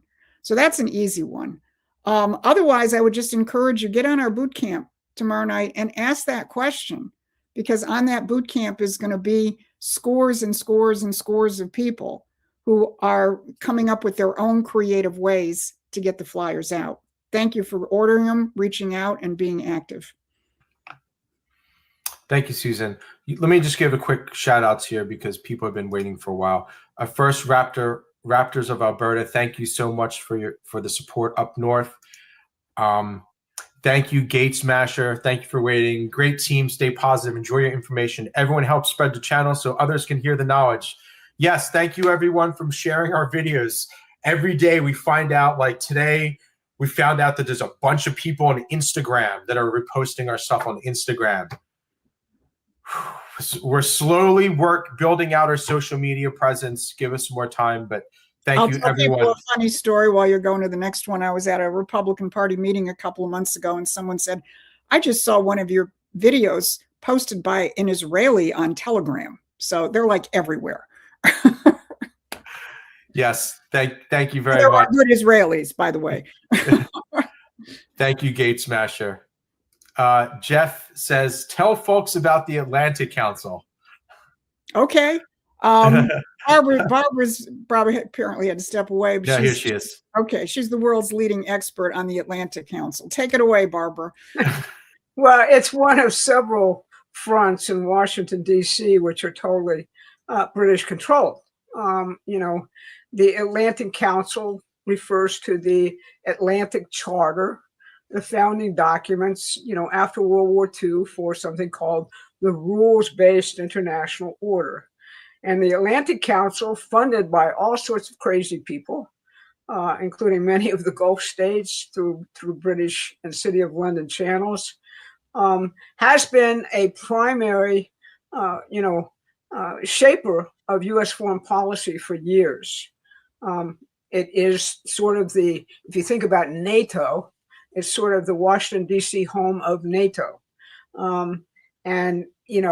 It was central to the entire campaign against the first Trump presidency, central to Russiagate, central to everything that happened in the first Trump term, because Trump decided that he was not going to go to war with Russia, which is really the centerpiece of everything the Atlantic Council does. So I think that gives you something of an idea about what it's about. There are other similar institutions in Washington, D.C., which really should be registered under the Foreign Agents Registration Act, which is a real, I don't know why we haven't used that yet. It's kind of a very swift way to get some accountability here.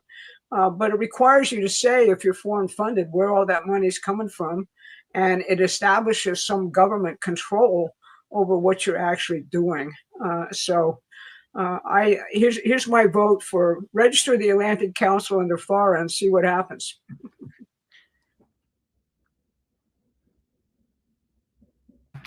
Whoops. Thank you very much, Barbara. Thank you, everyone in the chat, for joining us today and on x.com. We appreciate all your support. All right, so let's go over to question 40, which is, again, I'm going to stick a little bit longer, this international question for a little bit.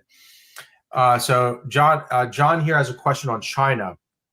I believe China cannot be trusted and is not reliable, and they have said that they want to dominate the world, replacing the U.S. That said, why would we, Trump, partner with China in the Core 5 group? Is it just a case of the enemy of my enemy is my friend? Again, how could we trust them in that type of relationship? And this goes for Russia as well. Thank you, John, for your question and observation. Well, I think we should just take a page from President Trump's book. First of all, you don't have to trust them. Or we can go back to Ronald Reagan, trust but verify. But you don't have to trust them. You simply operate from the standpoint that they will do what is in their own self-interest, just as we will do what is in our own self-interest. That's how the world should work. And then you work it out from there. But what we've been living in instead, and this is what the president and his whole foreign policy team has kicked over, is this globalist matrix of British geopolitics, where you pick the enemy of the day, the enemy of the decade, the enemy of the quarter century. And the imperial elites on the top say, we want to make sure that the superpowers, who, if they worked with each other as sovereign nations, could put us out of business.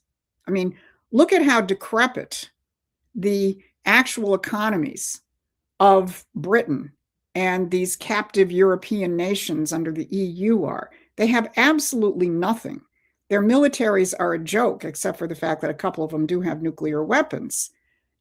So why do we let them lord over the world? Why did we let them shove globalization and free trade and environmentalism and DEI and all of these things down our throats? Because they isolated nations and peoples and groups of people who should have naturally been working with each other as sovereign nations and sovereign people, finding the areas of agreement, which is, hey, we'd like to not blow up the world. That's a really good place to start. And when you look at how insane the Europeans are right now, talking about giving Ukraine nuclear weapons, these guys are ready to blow up the world if need be. So what the entire post-war period has been, and John, this is what you're reflecting, is this created world where China is going to be our perpetual enemy. And by the way, I do remind people, the Communist Party didn't come to power until after World War II. China was our ally in World War II, and you might want to do a little history in terms of how much the British had to do with undermining an American system-oriented China. But whether it's China, whether it's Russia, these are countries that at various points in our nation's history have been our allies because they've actually pursued the legitimate policies of a sovereign nation, which is economic growth. And both of those countries, Russia and China, at different times in their history, were trying to implement the American system of political economy. And what subsequently happened to these countries, whether it was the Soviet Revolution, whether it was the Chinese Communist Party taking over, you will find a very big hand of the British in destroying what were natural allies of the United States and creating an entity which was like an enemy. Donald Trump does not live in that world. He believes that Russia does have self-interests, and those interests include, again, not blowing up the world and joint economic development, and we can work with them. We don't have to trust them. We are not marrying Vladimir Putin, okay? And now China is much more complicated. I mean, Russia is no longer communist, so, get into the second half of the second quarter of the 21st century. Russia is no longer communist. China obviously still has the Communist Party. It is factionalized.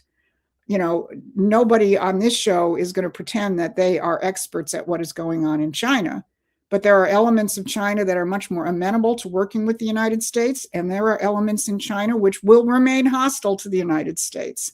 Many of them will be manipulated by the British. So, President Trump's approach is, let's create a world of sovereign nations, recognizing that each nation will and should act in its own self-interest. That's where you start. And then you figure out where those interests coincide. And when those interests diverge, that's where you need diplomacy. That's how he thinks.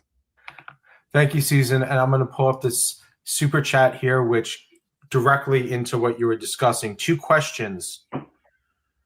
Barbara, maybe you have some insights into this one too. What's the likelihood President Trump and Putin will announce a lifting of sanctions and a massive stimulus trade deal between us this spring? What is the campaign to re-engage Black and young men to vote in November? Thank you, Josh Winston, for your questions and comments. Well, I'll take the second one first. I was hoping you were going to take the first one. All right. No, All right. Go. I'll give my take, and then Susan will basically talk from someone who's working on the ground to do exactly that. Black and young men are the natural constituency of the Trump revolutionary movement. The message has to be conveyed to them. Every poll that I've seen has them sticking with conservatives. There's some angst around the president because they don't understand it. There's been a huge kind of effort to disengage them through pessimism and all the blackpilling which has gone on, the groypers, all this other nonsense. But fundamentally, they're the group which has stuck with MAGA, and Susan will go through a little more detail in terms of that. The likelihood of Putin and Trump having a deal very much rests on settling the war in Ukraine, and very much rests on actually watching what's going on in terms of the destruction of those standing in the way of peace in Ukraine, in Europe, and in Britain. That's a sideline to the Epstein business in many respects, because what's happening in Europe is much more serious in terms of people actually resigning because of their role in Epstein than here in the United States. There's a much deeper, I believe, relationship to the City of London, which has not actually surfaced fully yet, and they're trying to cover up. So a lot of that, it's a very dynamic situation. The Russians clearly in Alaska laid out a whole perspective for joint development deals, lifting of sanctions, exploration and development of the Arctic, the long lost in history but wonderful Bering Strait project. All of these things were discussed at length at the Alaska summit. And that's what was the battle line, where Europe essentially said, we're going to do everything we can to keep this war going. So that's the dynamic situation we're in. There's negotiations today, again, between Ukraine and Russia, and we'll have to see where it goes. Yeah, and in terms of the second part of the question, Josh, please reach out with any ideas that you have. Barbara and I and our colleagues have a general idea of the message that we've got to get out to the population, but we are, boomer white ladies, okay? So we may not exactly speak the language of some kid in the hood. So if you have some ideas of how to message the message we're trying to get out, please reach out on Promethean Action. I'd love to be in touch. Thank you, Josh, and thank you, Barbara and Susan, for your insights. I'd like to give just a quick shout out, everyone. Some people may know I'm launching a new t-shirt line here. The first one for the celebration of America's 250th anniversary. The first one is going to be on Benjamin Franklin, but before the show, I was working on the one for George Washington and Alexander Hamilton. George Washington's the one that I'm going to do next. I'm going to just put it up here on YouTube real quick. So it's also, I pinned it in the chat. You can find a link. We have a coffee cup. I have two shirts. This is the premium one. The fabric is thicker and the stitch construction is better. It has a better stiffener in the thing. Unfortunately, they're not made in America. It's incredibly hard to find t-shirts that are in stock that are made in America. I'm going to check our supplier to see if I can made in America. They're printed in the United States. They're printed locally, and you get like one of several shops in the United States that'll print it locally. So they're printed in the United States. I'm working on the American shirts, but they're really hard. I believe everyone that's printing them they're selling out in stock. So I am working on getting the made in America shirts. Okay, still have plenty of questions. I want to give a quick shout out here to Beverly Adams. Says, our county committee of safety was recently trained on how to hand count paper ballots in our teams by Mike Lindell's campaign manager. Guess what's coming? Woo! Paper ballots in some states? We hope so. Another quick shout out from Disaster Few says, just saw Susan on Rich Does Politics channel. Great discussion. Yeah, we really like Rich and most of his guests.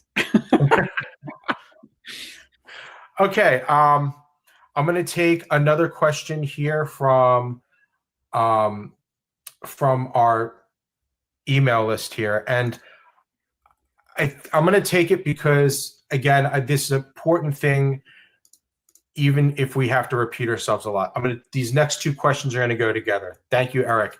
How can Trump's acquiescence to the agendas of AIPAC and Netanyahu have any relevance to his fight against the empire system? Thank you, Eric, for your question. And Rainier, where does Israel fit into your narrative about restoring the American system, specifically with regard to our military involvement in the bombing of Iran? Thank you, Rainer. And thank you, Eric, for your honest questions. Barbara and Susan, your thoughts? Well, again, we come back to the history of the Middle East and the more recent narratives. I personally think don't like Benjamin Netanyahu that much. All right. But so what?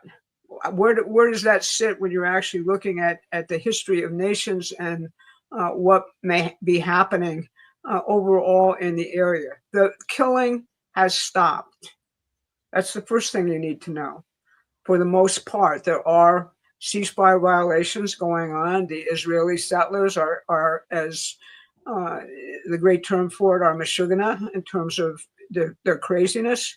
But it doesn't mean necessarily that that Hamas is like angels of mercy in the situation. They are brutal terrorists. That's the nature of what the British set up in the Middle East. Trump is not acquiescing in the agenda of AIPAC. All right. He does take contributions from Jewish United States citizens, many of whom look at the Middle East through a different lens than he does, like Miriam Adelson, for example. So what? That's what politics is all about.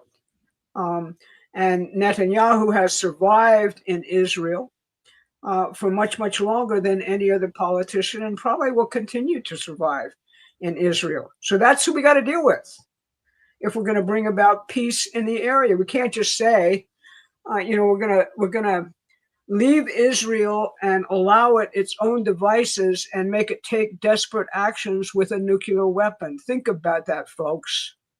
Everybody is out there, saying, "Oh, Israel has a nuclear weapon."